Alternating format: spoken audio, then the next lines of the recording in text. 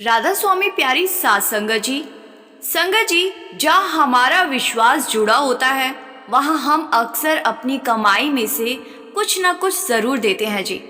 भंडारों पर अक्सर संगतें अपनी श्रद्धा और सामर्थ्य के अनुसार डेरे में सेवा पेटी में कुछ न कुछ डालती है जी। किसी का सामर्थ्य 100 रुपये होता है तो किसी का 10,000 तो किसी का इससे भी ज़्यादा जी। लेकिन अब जो वाक्य आप सुनोगे वहाँ उस सत्संगी भाई की सोच कुछ अलग थी जी। ये सत्संगी भाई बाबा जी के बहुत बड़े दीवाने थे और ब्यास की धरती से बहुत प्रेम करते हैं। अपार धन संपत्ति के मालिक ये सत्संगी भाई अक्सर सत्संग घरों में तन मन और धन से सेवा किया करते हैं। लेकिन संगत जी, इन्होंने जो किया उससे बाबा जी नाराज हो गए जी। अक्सर हम सत्संगी लोग एक बात को हमेशा नज़रअंदाज कर देते हैं।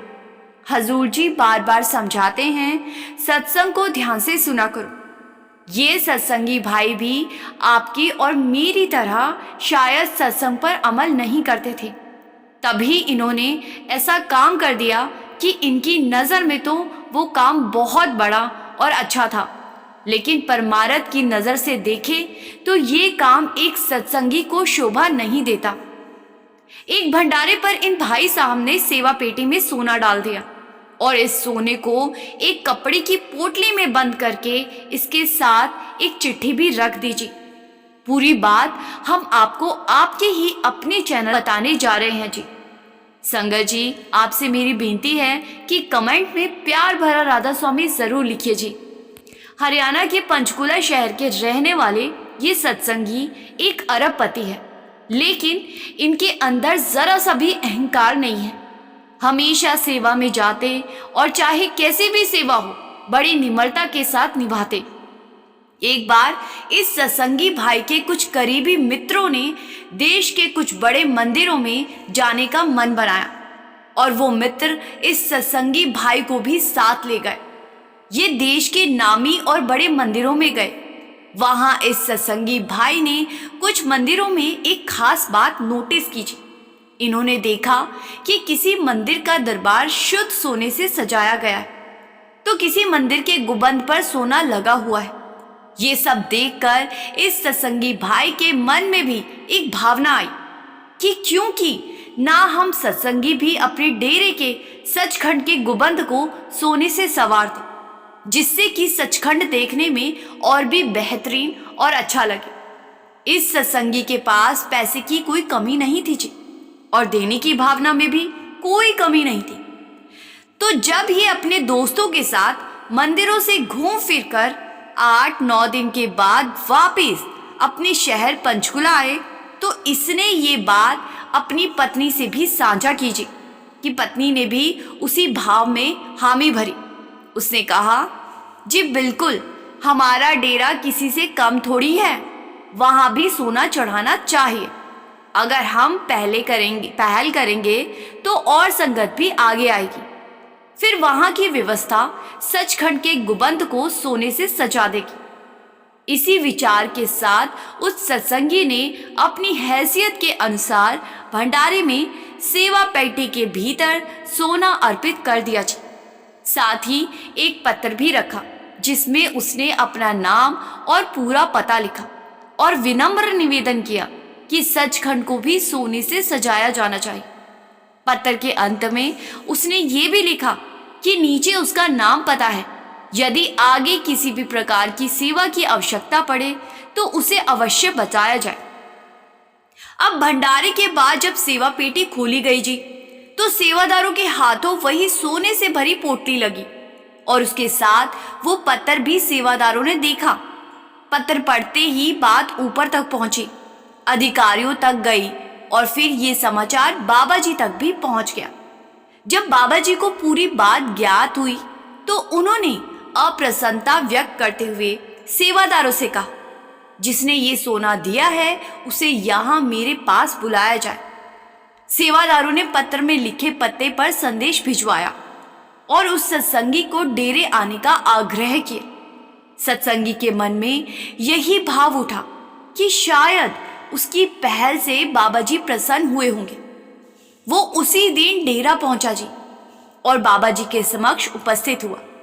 बाबा जी ने उसे देखते ही स्नेह के साथ पर गहरे दुख के भाव से कहा, बेटा, हम किस तरह के चक्रों में, किस तरह के भ्रमों में उलझते जा रहे हैं। मैं तो अपनी संगत को इन बाहरी आडंबरों से मुक्त कराना चाहता हूं और मेरी संगत की सत्संग सुनने के बाद भी इन्हीं भ्रमों में फंसती चली जा रही है। क्या मैंने अपने किसी भी सत्संग में ये कहा है कि डेरे में बना नाम घर, जिसको आज सभी सचखंड कहते हैं, वहां उस इमारत की भक्ति करने से मालिक मिलेगा या इमारत को सजाने संवारने से मालिक की प्राप्ति होगी? वो तो ईंट और सीमेंट से बनी एक इमारत है जहां बड़े महाराज जी सत्संग फरमाया करते थे। जब संगत बढ़ने लगी तो वो इमारत छोटी पड़ गई। फिर उस इमारत का इस्तेमाल नामदान देने के लिए किया जाने लगा और सत्संग को पंडाल में शुरू कर दिया गया। अब उस इमारत को सजा लो, संवार लो, कुछ भी कर लो, मालिक को इन सब से कोई फर्क नहीं पड़ेगा। मालिक की खुशी सिर्फ भजन सिमरन में है। अगर हम मालिक के भाने में रहते हुए हर रोज भजन सिमरन कर लेते हैं तो हम मालिक के और करीब हो जाते हैं। लेकिन ये सब बाहरी आडंबरों में पड़कर हम खुद को मालिक से दूर कर रहे हैं। ये सजावट, ये संवारना अक्सर दुनिया को दिखाने के लिए किया जाता है। इसको मालिक की भक्ति नहीं कहा जा सकता। बाबा जी ने आगे उस भाई को सेवा पेटी में डाला हुआ सोना उसके हाथ में दिया जी और कहा कि बेटा, यहां सोना चढ़ाने से अच्छा है किसी जरूरतमंद की बेटी को ये सोना दे दो। उस सत्संगी भाई को अपने किए पर बहुत ही शर्म आई जी और पछतावा भी हो और उसने बाबा जी से माफी भी मांगी। तो बाबा जी कहने लगे कि बेटा, माफी मांगने की जरूरत नहीं है। आपकी भावना सच्ची थी लेकिन तरीका गलत था। हमें बाहरी दिखावे और आडंबरों में उलझने की कोई जरूरत नहीं है। किसी इमारत को सजाने संवारने से कहीं ज्यादा जरूरी है कि हम अपने भीतर के मन को संवार लें। जब मन साफ और सुंदर हो जाता है तो यही संसार अपने आप और भी उजला लगने लगता है। तब न सोने की चाह रहती है, न चांदी की लालसा। संगत जी, एक बार सवाल जवाब के दौरान एक भाई ने बाबा जी से पूछा था, बाबा जी, जो संगत सचखंड के सामने माथा टेकती है, क्या उसका कोई फल उन्हें मिलता है? तो उस समय बाबा जी ने जो उत्तर दिया था वो सच में हम सबकी आंखें खोल देने वाला था जी। बाबा जी फरमाते हैं कि बेटा, मुझे तो ऐसा लगता है कि तुम सब मुझसे उस इमारत को तुड़वाकर ही दम लोगे। अगर मेरी संगत इसी तरह इन बातों में उलझी रही तो मैं खुद उस इमारत को गिरवा दूंगा। फिर बाबा जी ने बहुत ही सहजता से समझाया कि बेटा, ईंट और सीमेंट से बनी किसी इमारत के आगे सिर झुकाने से आखिर क्या प्राप्त होगा? अगर मालिक की प्रसन्नता चाहिए तो बाहर नहीं, भीतर उतरकर अपनी असली पहचान को पहचानो। जिस दिन इंसान खुद को जान लेता है उस दिन उसे फिर किसी भी जगह माथा टेकने की आवश्यकता नहीं रह जाती। प्यारी साथ संगत जी, अभी आप इस वीडियो में बने रहिए जी। अब मैं आपको दो बीबियों की एक और सच्ची घटना सुनाने जा रही हूं, जिसमें से एक बीबी तो सत्संगी थी और दूसरी सत्संगी नहीं थी जी। लेकिन सिर्फ थोड़ी देर डेरे में सेवा करने के बदले बाबा जी ने उस गैर सत्संगी बीवी को जो दिया वो सुनकर आप हैरान रह जाओगे जी।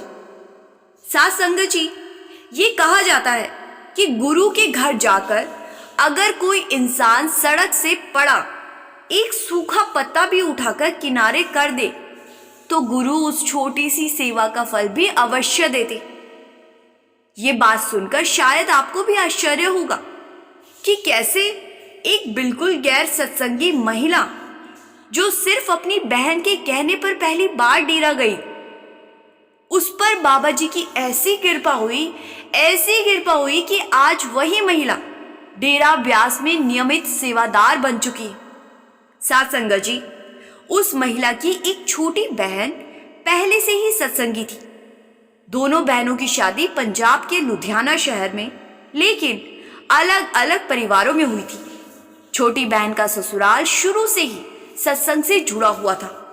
उसी वातावरण में रहते रहते छोटी बहन ने भी नामदान ले लिया और सेवा में लग गई। वो अक्सर अपनी सास के साथ डेरा जाया करती थी। एक बार ऐसा हुआ कि उसकी सास की तबीयत ठीक नहीं थी और वो डेरा जाने की स्थिति में ही नहीं थी। तब सास ने बहू से कहा, इस बार तू अपनी बड़ी बहन को साथ लेकर जा।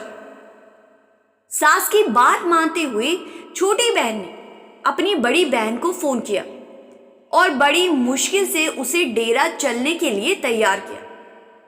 अब जब दोनों बहनें डेरा जाने के लिए निकली तो रास्ते में बड़ी बहन ने पूछा, क्या वहां तुम्हारे गुरु का सत्संग होगा? अब छोटी बहन ने बड़ी सहजता से जवाब दिया, नहीं दीदी, मैं तो वहां सेवा करने जा रही हूं।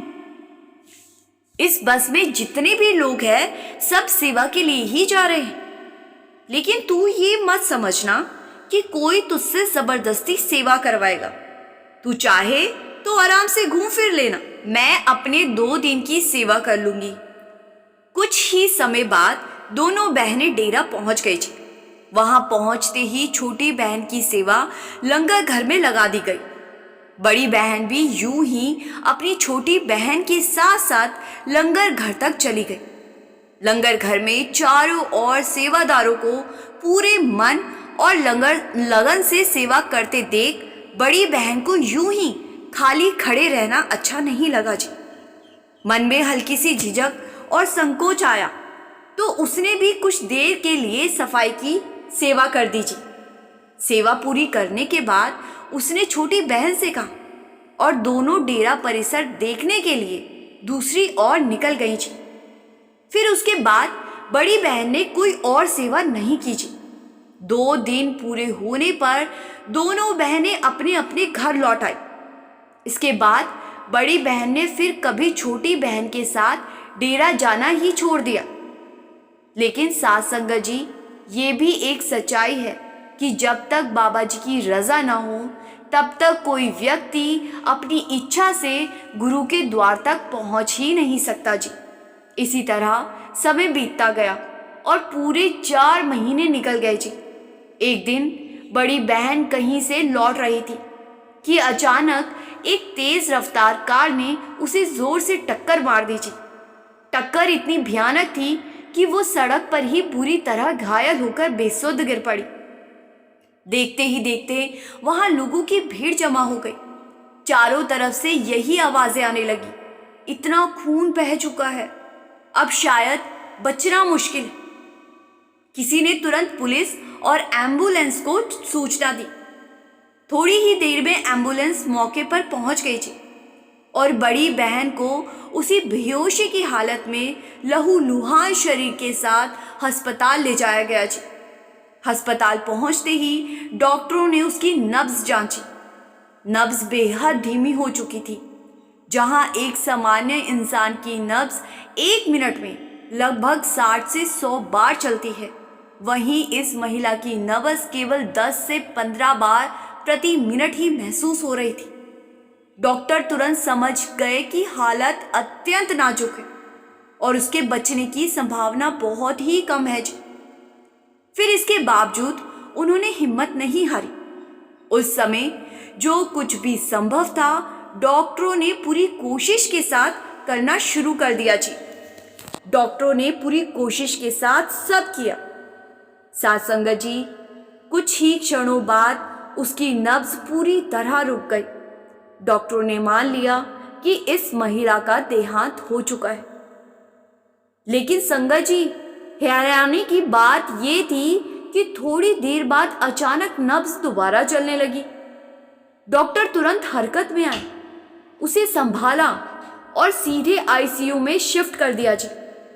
तब तक उसके घर वाले भी अस्पताल पहुंच चुके थे। डॉक्टरों की बातें सुनकर सबके हाथ पांव फूल चुके थे जी। करीब 3 दिन बाद वो महिला होश में आई। धीरे धीरे हालात सुधरने लगे और कुछ समय बाद वो पूरी तरह ठीक हो गई जी। लेकिन अब उसके भीतर कुछ बदल चुका था। ना जाने क्यों उसके मन में बार बार सेवा पर जाने का भाव उठने लगा।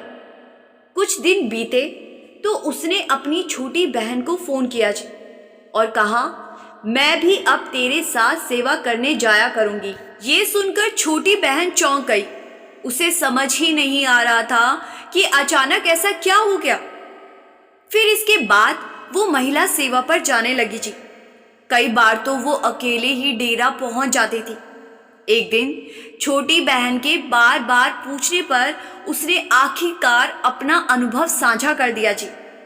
वो बात जिसे सुनना संगत जी हम सब के लिए बहुत जरूरी है जी। एक बार डेरा जाते समय बस में उसने अपनी बहन और वहां बैठी दूसरी संगत को उस एक्सीडेंट वाले दिन की पूरी घटना विस्तार से सुनाई जी। उसने बताया, जब मैं सड़क पर बेसुध पड़ी थी तो मैंने देखा कि सामने काल खड़ा है और वो मुझे अपने साथ ले जाने की बात कर रहा है। लेकिन काल के साथ ही सफेद कुर्ता पजामा पहने एक सरदार जी भी खड़े थे। वो काल से कुछ बातचीत कर रहे थे।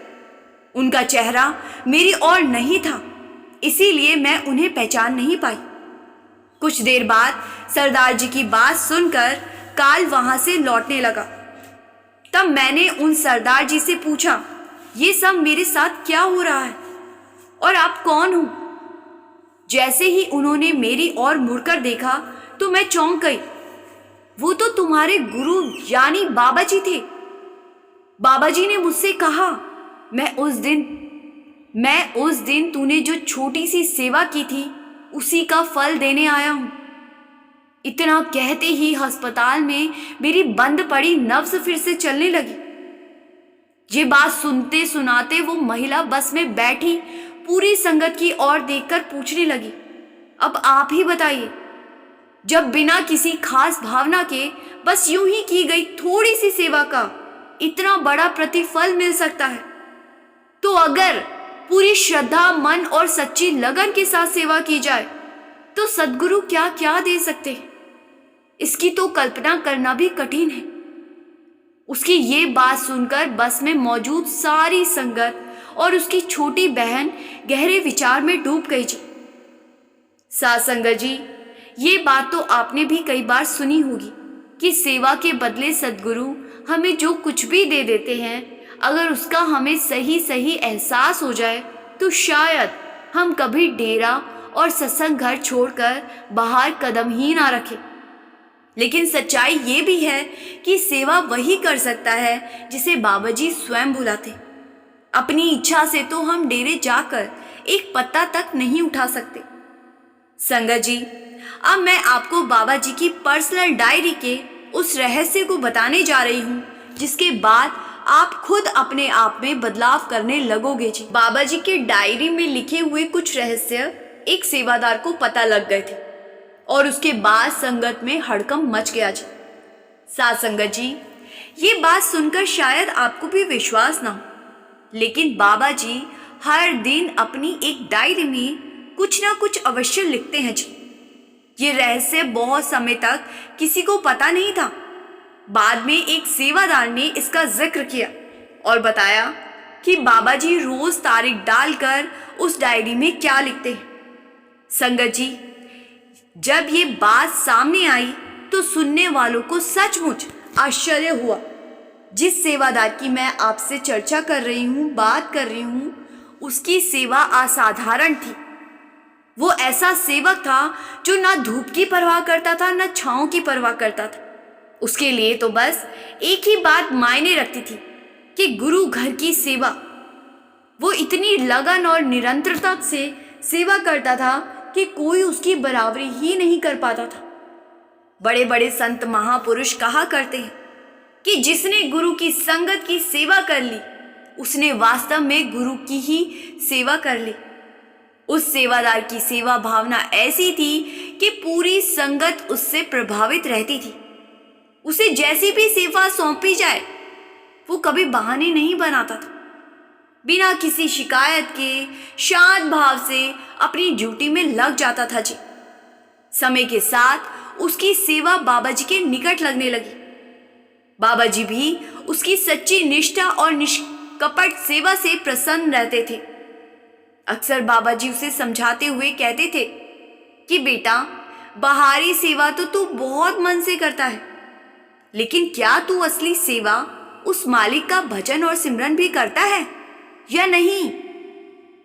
अब ये सुनकर वो सेवादार मुस्कुरा देता और विनम्रता से कहता कि बाबा जी, आप मुझे पहाड़ तोड़ने की भी सेवा दे दोगे ना तो मैं मना नहीं करूंगा। बस मुझसे एक जगह 5 मिनट से ज्यादा नहीं बैठा जाता, और भजन सिमरन तो टिककर बैठने से ही होता है। उसका ये सरल सा उत्तर सुनकर बाबा जी मन ही मन मुस्कुरा दिए जी। कुछ समय के लिए उस सेवादार की ड्यूटी बाबा जी की कोठी में लगाई गई जी, जहां उसे हर सुबह बाबा जी के लिए नाश्ता पहुंचाना होता था। अब वो सेवा में इतना पक्का था कि तय समय से पूरे 10 मिनट पहले ही नाश्ता लेकर बाबा जी के सामने उपस्थित हो जाता था।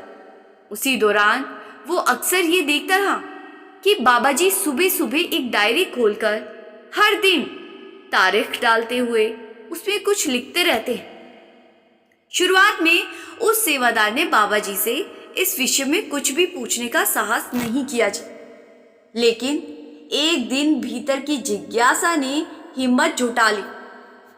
उसने विनम्रता से बाबा जी से पूछ ही लिया, बाबा जी, आप रोज इस डायरी में कुछ न कुछ लिखते रहते हैं, क्या आप मुझे बता सकते हैं कि आप इसमें क्या लिखते हो? बाबा जी ने बहुत सहजता से उत्तर दिया जी। कहा, बेटा, मैं इसमें कोई विशेष बात नहीं लिखता हूं। जब सही समय आएगा तो तुझे अपने आप समझ आ जाएगा कि मैं इस डायरी में रोज क्या दर्ज करता। संगत जी, ये सुनकर उस सेवादार का मन शांत हो गया। कई महीनों तक उसकी ड्यूटी बाबा जी की कोठी में लगी रही। रोज दर्शन के समय बाबा जी उसे प्रेम पूर्वक समझाते रहते कि बेटा, भजन सिमरन किया कर। केवल बाहरी सेवा से मालिक नहीं मिलता। बाहरी सेवा से मन झुकता है, उसमें नम्रता आती है, लेकिन असली सेवा तो नाम की सेवा है। भजन और सिमरन हर बार उस सेवादार का उत्तर लगभग एक सा ही होता था जी। बाबा जी, मुझसे 5 मिनट से ज़्यादा बैठा ही नहीं जाता। 5 मिनट के बाद मन बेचैन हो जाता है और मैं उठ खड़ा होता हूँ। इसी तरह सेवा करते करते उसके कई वर्ष बीत गए जी। समय के साथ उम्र भी बढ़ती चली गई, लेकिन उसके मन में वो सवाल आज भी जिंदा है जी, और उससे जुड़ी वो गहरी तड़प की, आखिर बाबा जी अपनी डायरी में रोज क्या लिखते। बाबा जी का कहा हुआ वाक्य उसके भीतर बार बार गूंजता रहता। समय आने पर तुझे खुद ही पता चल जाएगा। अब उम्र के साथ उसका शरीर भी पहले जैसा साथ नहीं दे रहा था जी। सेवा करना कठिन होने लगा था। तब बाबा जी ने फिर बड़े प्रेम से समझाया कि बेटा, अब तो तेरा शरीर भी सेवा में पूरा साथ नहीं दे पा रहा। अब तो कम से कम भजन सिमरन तो शुरू कर ले। बाबा जी की बात मानकर बुढ़ापे में अक्सर उस सेवादार ने भजन सिमरन शुरू किया। पहले थोड़ा सा करता, फिर धीरे धीरे समय बढ़ाने लगता। इसी दौरान एक बार उसकी तबीयत अचानक बिगड़ गई जी। कमर में तेज दर्द रहने लगा। बच्चों ने उसे डॉक्टर के पास दिखाया। जांच के बाद डॉक्टर ने कहा, आपकी रीढ़ की हड्डी में समस्या है, आपको 5 मिनट से ज़्यादा बैठना नहीं चाहिए। अब ये सुनते ही वो सेवादार घबरा गया जी। उसके मन में डर समा गया। अब मैं भजन सिमरन कैसे करूँगा? फिर भी उसने हार नहीं मानी जी। वो लेटे लेटे ही नाम का अभ्यास करने लगा। लेकिन समय के साथ उसकी हालात और बिगड़ती चली गई। शरीर में हर वक्त तीव्र पीड़ा रहने लगी और दर्द उसके जीवन का स्थायी साथी बन गया था। साथ संगत जी, जब उसकी पत्नी और बच्चे उसे इस हालत में देखते तो बार बार यही कहने लगते, आपने पूरी जिंदगी डेरा और सेवा में लगा दी और बदले में आखिर उम्र में आपको यही फल मिला। आज आप दर्द में तड़प रहे हो। घर वालों की ये बातें उसके मन में गहरी चुभन छोड़ गई। धीरे धीरे वो सेवादार भाई भी भीतर से टूटने लगा जी। उसके मन में सवाल उठने लगा, अगर मैंने बाबा जी की इतनी सेवा की है तो फिर आज वो मेरा साथ क्यों नहीं दे रहे। एक दिन वो फूट फूट कर रो पड़ी जी। दिल से बाबा जी को पुकारा। उसकी जिद पर परिवार वाले उसे डेरा ले गए ताकि वो पिताजी से बाबा जी से मिल सके। वहां पहुंचकर उसने बेहद व्यवस्थित मन से कहा, बाबा जी, आपके सेवक की हालत अब देख ही रहे हो। अब मुझसे ये पीड़ा सहन नहीं होती। मुझे यहाँ से अपने पास बुला लो। और आपने मुझसे कहा था कि समय आने पर आप डायरी का रहस्य बताओगे। वो समय अब आ गया है। बाबा जी ने बड़े शांत और करुणा स्वर में उससे कहा, आज रात जब तू भजन सिमरन करेगा तब तुझे तेरे सारे सवालों के उत्तर मिल जाएंगे। उसी रात उस भाई ने लेटे लेटे ही अपने मन को एकाग्र करने की कोशिश की। नाम में ध्यान जोड़ा। उसी क्षण बाबा जी की ऐसी अपार कृपा हुई कि उसकी सूरत ऊपर उठ गई। उसने देखा कि सामने बाबा जी विराजमान है। उनके हाथ में वही डायरी है और वो उसमें कुछ लिख रहे हैं। उसने भावुक होकर पूछा, बाबा जी, आप इस डायरी में क्या लिखते हो? मैंने आपकी इतनी सेवा की, फिर भी मुझे ऐसा फल क्यों मिला? बाबा जी ने बड़े प्रेम से समझाया, बेटा, तूने सच में बहुत सेवा की। इस डायरी में तेरी हर उस दिन की हाजिरी दर्ज है जिस जिस दिन तूने सेवा की। लेकिन जब मैं अगला पन्ना पलटता हूँ तो वो पूरी तरह खाली है। पहला पन्ना सेवा की हाजिरी का और उसके बाद वाला पन्ना भजन सिमरन की हाजिरी का। बाबा जी ने आगे कहा, इस डायरी में मैं हर रोज अपने हर एक सेवादार और हर एक संगत की हाजिरी लगाता हूँ। जिस दिन कोई भजन सिमरन पर नहीं बैठता उस दिन मैं उसकी हाजिरी अनुपस्थिति लगा देता हूँ। बाबा जी ने आगे उस सेवादार से कहा, लेकिन तेरे भजन सिमरन वाले पन्ने पर तो हर दिन अनुपस्थिति ही दर्ज है। अब तू ही बता, इसमें मैं क्या कर सकता हूँ? तूने संगत की सेवा जरूर की है और बाहरी सेवा का जो फल होता है वो उसी स्तर तक मिल जाता है, लेकिन जो बीते जन्मों के कर्मों का भारी बोझ सिर पर, उसका हिसाब केवल बाहरी सेवा से कैसे चुकाया जा सकता है? पिछले जन्मों से जो संस्कार और कर्म हम अपने साथ लेकर आए हैं उनका समाधान सिर्फ और सिर्फ भजन सिमरन से ही संभव है। बाबा जी ने उसे स्पष्ट शब्दों में समझाया, और तू एक भी दिन उस वास्तविक सेवा में उपस्थित नहीं रहा। फिर बाबा जी ने उसे स्नेह और भरोसे के साथ ढांढस बंधाया और कहा कि बेटा, घबराने की जरूरत नहीं है। अभी भी तो तेरे पास समय है। जितना अधिक तू भजन सिमरन करेगा उतनी ही अधिक मैं तेरी हाजिरी इस डायरी में दर्ज करता जाऊंगा। इतना कहकर बाबा जी वहां से उसके ध्यान से अंतर ध्यान हो गए और उसकी सूरत फिर नीचे उतर आई। इस दिव्य डायरी का रहस्य जानकर वो सेवादार भीतर तक हिल गया जी। उसका हृदय भर आया। वो फूट फूट कर रोने लगा। मन ही मन वो पश्चाताप करता रहा कि उसने जीवन के इतने अनमोल वर्ष यूं ही गंवा दिए। लेकिन उसने हार नहीं मानी जी। अब उसने पूरे मन तन से भजन सिमरन को अपना लिया। दिन रात का वो नाम के अभ्यास में लीन रहने लगा। इधर वो पूरी लगन और श्रद्धा से भजन सिमरन करता। बाबा जी अपनी डायरी में उसकी हाजिरी लगातार दर्ज करते चले जा रहे थे। कई वर्षों तक वो इसी अवस्था में बना रहा। फिर एक दिन बाबा जी ने उसे अपने पास बुला लिया जी और अपने साथ सचखंड ले गए। साथ संगत जी, यदि हम भी चाहते हैं कि उस दिव्य डायरी में हमारी हाजिरी नियमित रूप से लगती रहे, तो हमें निरंतर भजन सिमरन भी कभी भी ढिलाई नहीं करनी चाहिए और निरंतर भजन सिमरन करना चाहिए। और यदि किसी दिन अत्यधिक मजबूरी के कारण बैठना संभव ना हो पाए, तो अगले दिन बैठने का समय पिछले दिन का रह गया भजन सिमरन पूरा करने का प्रयास अवश्य करना चाहिए जी। संगत जी, अब इस वीडियो को यहीं विराम देते हैं जी। संगत जी से मेरी हाथ जोड़कर बेनती है कि कमेंट में राधा स्वामी ज़रूर लिखिए जी। और आप चाहे तो संगत के अपने इस चैनल रूहानी सफ़र को सब्सक्राइब ज़रूर कर लीजिए जी। गुरु प्यारी साथ संगत जी, राधा स्वामी जी।